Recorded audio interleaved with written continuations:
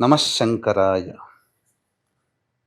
జనవరి 3వ తారీఖు శివముక్కోటి ఆరుద్ర నక్షత్రంతో కూడుకున్నటువంటి రోజున ఇది పౌర్ణమి తిథి కూడా రావడం చాలా విశేషం. ఈ రోజున పరమేశ్వరుణ్ణి శివాలయంలో ఉత్తర ద్వారం గుండా ప్రవేశం ఉంటుంది. మరి ఏ రోజు కూడా ఉండదండి. ఈ ఉత్తర ద్వారం గుండా ఈశ్వరుని దర్శించుకొని నమస్కారం చేసుకొని అక్కడే శివాలయంలో కానీ లేదా ఇంట్లోనైనా కానీ అనారోగ్య సమస్యలతో బాధపడేటువంటి వాళ్ళు లేదా సకలమైనటువంటి కష్టాలతో బాధపడేటువంటి వాళ్ళు ఆవు నేతితో ఈశ్వరునికి అభిషేకము జరిపించి తెల్ల జిల్లేడు పుష్పాలతో అర్చన జరిపించాలి. కష్టాలతో బాధపడేటువంటి వాళ్ళు గరికను నీటిలో వేసి ఆ గరిక నీటితో ఈశ్వరునికి అభిషేకము జరిపించి గరికతో అర్చన చేసినట్లయితే సమస్తమైనటువంటి కష్టాలు ఆటంకాలు తొలగిపోతాయి.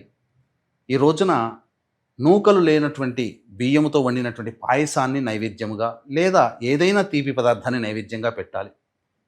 ఈ రోజున పురస్కరించుకొని ఈ 2026వ సంవత్సరం అంతా కూడా మీకు నవగ్రహాలు అనుకూలంగా ఉండాలనే సదుద్దేశముతో సర్వదోష నివారణ పూజలు హోమాలలో భాగంగా శ్రీశైల క్షేత్రంలో కానీ శ్రీకాళహస్తిలో కానీ నవగ్రహ పాశుపత మంత్రహోమము, నవగ్రహ పాశుపత హోమము, మృత్యుంజయ హోమము, రుద్రహోమము, లక్ష్మీ హోమము, అలాగే వివాహం కాని అబ్బాయిలు అమ్మాయిలకి సంబంధించినటువంటి హోమాది కార్యక్రమాలు శశాస్త్రీయంగా జరిపించి శక్తిపాతము చేసినటువంటి కరుంగలి మాల ఇవ్వడం జరుగుతుంది. అవకాశం ఉన్నటువంటి వాళ్ళు స్క్రీన్పై కనిపిస్తున్న నెంబర్కి కాంటాక్ట్ చేసి మీ గోత్రనామాదులు నమోదు చేసుకోవచ్చు.